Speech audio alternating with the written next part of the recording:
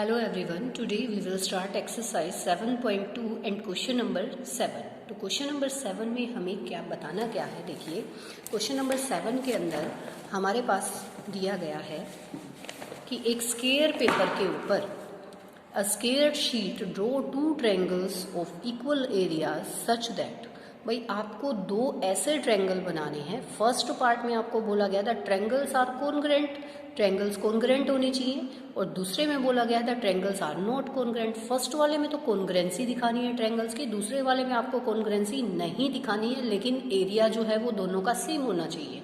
What can you say about their perimeters, तो आप perimeter के बारे में क्या कहेंगे, ये पूछा गया आप लोगों से।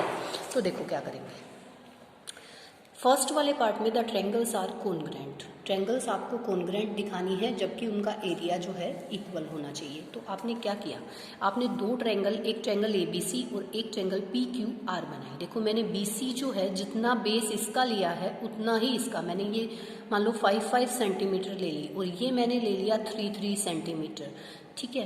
तो यहाँ पे जब मैं इस ट्रायंगल को ड्रॉ करती हूँ, देखो इसका एरिया जो है सेम हो गया क्योंकि ये एक हाइट हो गई, तो हाइट सेम ले ली, बेस सेम ले ली। हाइट और बेस अगर हम लोग सेम ले लेते हैं तो वहाँ हमारे पास इसका एरिया आएगा एक जैसा, है ना। तो मैंने इस टाइप से ये दो ट्रायंगल बना दी। और अब बात करते हैं, देखो जब आपने ये वाली चीज़, इसका बेस और ये हाइट सेम ले रखे, तो ये जो लाइंस आप लगाएंगे, ये देखो ये भी मेरी इक्वल लाइंस हैं, ये वाली AB जो है PQ के, तो इसका पेरीमीटर भी सेम होगा। दीज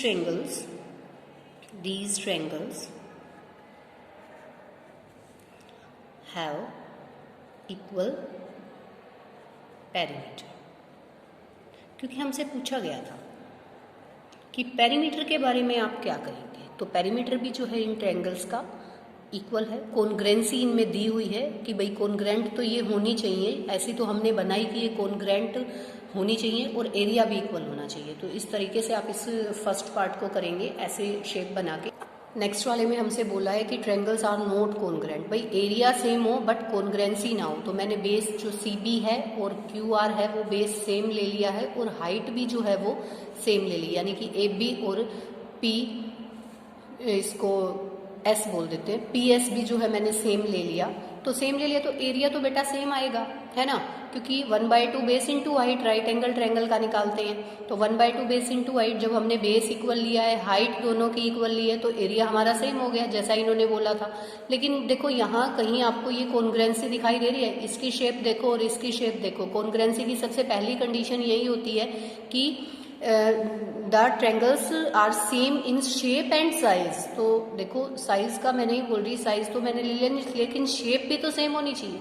और देखो पेरीमीटर की बात करेंगे तो यहाँ पे पेरीमीटर भी जो है वो ये वाली साइड और ये वाली साइड हमारी इक्वल है, बट यहाँ से जो है ये साइड्स का डिफरेंस हो गया, तो पेरीमीटर सेम नहीं आएगा।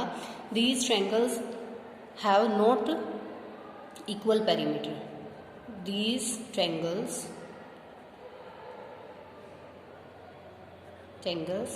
have not equal perimeter, equal perimeter जो है इसका नहीं है, ठीक है। तो ये आपका जो है क्वेश्चन नंबर 7 था। 8th नंबर पे आइए। 8th नंबर क्वेश्चन हमारा क्या कह रहा है, draw a rough sketch of two triangles such that they have 5 pairs of congruent part. भाई कॉन्ग्रुएंट पार्ट जो है ना इक्वल हो, कौन से 5 कॉन्ग्रुएंट पार्ट इक्वल हैं, but still the triangles are not congruent, फिर भी हमारी ट्रायंगल कॉन्ग्रुएंट नहीं है। तो मैंने ऐसी दो ट्रायंगल बनाने की देखो कोशिश की है। यहाँ पे इसको जो है मैं नाम भी दे देती हूँ A, B एंड C, और ये वाली हम ले लेते हैं P, Q एंड R। तो यहाँ से आपको केवल ये ट्रायंगल्स ड्रॉ करनी है, आपको ड्रॉ करने के लिए बताया गया है। तो देखो आप देखेंगे कि BC जो है वो तो RQ के इक्वल है आपका, ठीक है। और ये वाला एंगल, आपके पास तरीके कितने होते हैं, सबसे पहले आप ये देखो, आपके पास side side side, side angle side and angle side angle और RHS, ये वाली चीजें होती है। तो फर्स्ट देखो क्या तीनों साइडें इक्वल हैं, नहीं है, तो ये तो हमारा नहीं हुआ, ठीक है। फिर देखो साइड एंगल, साइड में कुछ हो, अब साइड देखेंगे कोरस्पॉन्डिंग साइड, अब ये वाली साइड तो परपेंडिकुलर वाली है, ये वाली नहीं है। देखो ये साइड तो इक्वल है ना, लेकिन इसके परफेक्ट साइड तो इक्वल नहीं है जो हमारी बननी चाहिए, है ना। तो साइड एंगल साइड वाला भी कैंसिल हो गया क्योंकि ये साइड इसके होनी चाहिए थी और ये साइड इसके, लेकिन ये तो इसके है, तो देखो यहाँ पे एंगल भी बन जाता, तो ये भी कैंसिल हो गया हमारा, साइड एंगल साइड भी नहीं हो रहा। एंगल साइड एंगल अगर हम देखें तो देखो एंगल हमारा ये वाला बी और क्यू इक्वल है, आपका angle B and angle Q equal है ना, और angle A and angle P equal है, यही गिवन है ना। लेकिन आपकी जो ये वाली साइड है ना, इसके कोरस्पॉन्ड तो ये साइड बन ही नहीं रही, क्योंकि ये तो हाइपोटेन्यूज है और ये परपेंडिकुलर, तो ये कोरस्पॉन्डिंग साइड जो है वो तो इक्वल नहीं है, तो ये एंगल साइड एंगल वाला भी हमारा क्लियर नहीं बना। अब आरएचएस वाले की बात करें तो वहां आरएचएस में क्या होता है, राइट एंगल हो गया भाई। अब हाइपोटेन्यूज की बात करें तो ये वाला इसके इक्वल होना चाहिए था, लेकिन ऐसा तो नहीं है, एक भी कंडीशन में अगर नो आ गई तो फिर देखो आरएचएस भी ये क्लियर नहीं हो रहा। तो मतलब कॉन्ग्रुएंसी की कोई भी प्रॉपर्टी यहाँ पे अप्लाई नहीं कर पा रहे हमने बारी बारी से देखा, तो हमने ऐसे दो ट्रायंगल्स बनाए जो कि जिसके 5 पार्ट्स इक्वल होने पे भी ये कॉन्ग्रुएंसी नहीं है। यहाँ पे देखो 1 2 3 4 5 है ना, 5 इसके बनाए 5 इसके और इक्वल बनाए, लेकिन फिर भी देखो क्या है कि यहाँ पे कॉन्ग्रुएंसी नहीं हो रही। क्यों? क्योंकि कोई प्रॉपर्टी ही सेटिस्फाई नहीं कर रहा है। ठीक है बेटा, तो आप इस तरीके से इसको ड्रॉ कर सकते हैं। अब देखिए, अब क्वेश्चन नंबर 9 पे आते हैं। क्वेश्चन नंबर 9 जो है हमारा क्या कह रहा है, if triangle ABC and triangle PQR are to be congruence. देखो ये दो ट्रायंगल हैं ABC and PQR to be congruent. Name one additional pair of corresponding parts. What criteria did you use? तो यहाँ देखो हम क्या है, एंगल B जो है हमारा क्या करेंगे, angle B equal to angle Q के, आपको दिख रहा है 90 डिग्री 90 डिग्री। एंगल C जो है वो हमारा एंगल R के, एंगल C हमारा एंगल R के हो रहा है, दो एंगल इक्वल हो गए। तो मैं अगर यहाँ ये साइड में ये लिखूँ side side side side angle side, आप ये देखेंगे angle side angle and RHS, ये मेरे पास 4 प्रॉपर्टीज हैं। ये 4 प्रॉपर्टी के बारे में अगर हम बात करें और यहाँ देखें, इनको ऑब्जर्व करें, हमारे पास दो एंगल्स इक्वल हैं भाई। B एंगल तो किसके, हमारे Q के इक्वल है और C एंगल हमारा R के इक्वल है। तो दो एंगल कौन सी वाली प्रॉपर्टी में, देखो यहाँ नहीं आ रहा तो ये नहीं लगेगी प्रॉपर्टी, ये साइड एंगल साइड भी नहीं क्योंकि दो एंगल है, RHS भी नहीं, तो ये वाली प्रॉपर्टी जो है एक बच गई, जहाँ पे एंगल साइड एंगल लग जाए जिसमें इंक्लूडिंग एंगल आए, साइड आए, सॉरी दो एंगल हैं तो उसके इंक्लूडिंग साइड हमारी आए इक्वल। तो यहाँ देखें हम इस वाले B और C एंगल में और Q और R एंगल के इंक्लूडिंग साइड कौन सी है बेटा, BC इक्वल टू QR। तो हमारा क्या, according to angle side angle triangle ABC congruent to triangle PQR। तो हमारा ये जो एक पार्ट था एडिशनल जो नहीं गिवन था वो हमने ये वाला बताया बेटा, ये वाला दो चीजें हमें गिवन थी, ये हमने खुद से बताया। ठीक है, तो इस तरीके से हमें यही तो बताना था।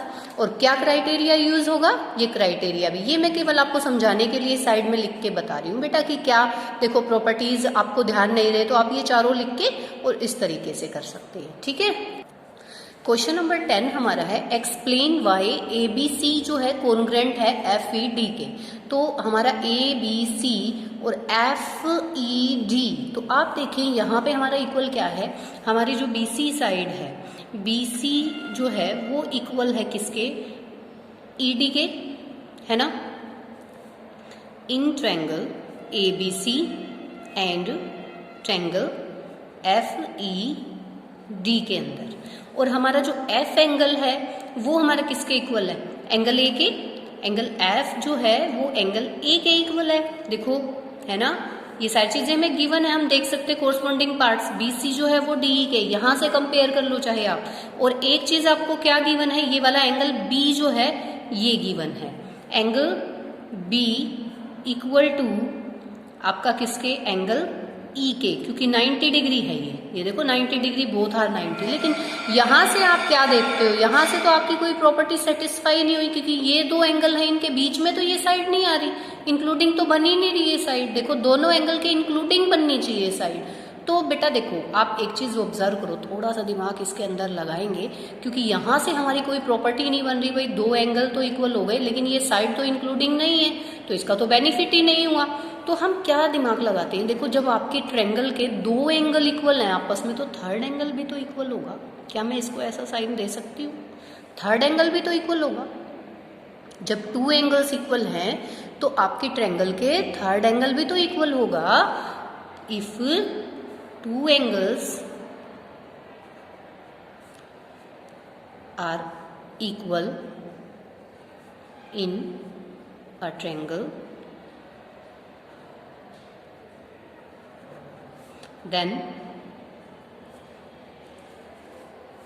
इन ट्रायंगल्स बोलो, क्योंकि हम एक की बात नहीं कर रहे, दो ट्रायंगल्स की कर रहे हैं। Then third angle also equal. ठीक है, थर्ड एंगल भी जो है हमारा इक्वल होगा, ये वाला थर्ड एंगल इक्वल हो जाएगा। तो आप इसको देखने की बजाय, आप इस एंगल को देखने की बजाय अगर इसको देखें तो इंक्लूडिंग साइड भी हो गई। आप क्या लिखें, एंगल यहां से आप उठाएं, एंगल बी जो है वो एंगल क्यू के, ठीक है, ये एंगल बी जो है ये एंगल क्यू के हो गया हमारा, और एंगल सी जो है वो एंगल डी के, angle C equal to angle D. ठीक है, और दोनों के बीच की साइड जो BC है वो किसके, आपके DE के इक्वल। अब आप देख सकते हो कि BC जो है इंक्लूडिंग है ना B और C में, और इसके अंदर आपका जो है क्या इंक्लूडिंग है, D और E में DE इंक्लूडिंग है। तो ये रिलेशन हमारा इंक्लूडिंग साइड वाला होना चाहिए, जो कि बन चुका है according to angle side angle triangle ABC congruent to triangle FED। देखो बेटा, ये तो मैंने आपको केवल उसके अकॉर्डिंग बताया। अगर मैं आपको डायरेक्ट ये बताती तो लगता कि मैडम ने ये कैसे कर दिया। अब मैंने देखो यहाँ पे ये चीज करी, लेकिन आपने देखा कि इन दोनों एंगल्स पे ये क्राइटेरिया हमारा ठीक नहीं बैठ रहा है। ठीक है, तो यहाँ हमने केवल इसको करके देखा तो ये नहीं हो रहा। तो यहाँ से थोड़ा सा दिमाग लगाएंगे कि दो एंगल जब इक्वल है तो तीसरा एंगल भी तो इक्वल होगा, क्योंकि 180 डिग्री तो टोटल होता है ना। टू एंगल्स जब इक्वल हैं तो थर्ड एंगल भी इक्वल ही होगा दोनों ट्रायंगल्स के अंदर। ठीक है, तो हमने ये रीजन भी लिख दिया। तो एंगल बी जो है वो तो एंगल क्यू के गिवन था, and angle C angle D के इक्वल हो जाएगा अकॉर्डिंग टू दिस क्राइटेरिया, है ना। And B C equal to D including हो गई दोनों में, तो साइड एंगल साइड के अकॉर्डिंग दोनों के दोनों जो ट्रायंगल हैं वो आपके कॉन्ग्रेंट बन जाते हैं। सो आई होप आपको ये जो है क्वेश्चन समझ में आए होंगे बेटा। फिर भी अगर कुछ डाउट आपको रह जाता है आप कॉल करके पूछ सकते हैं। थैंक यू बेटा।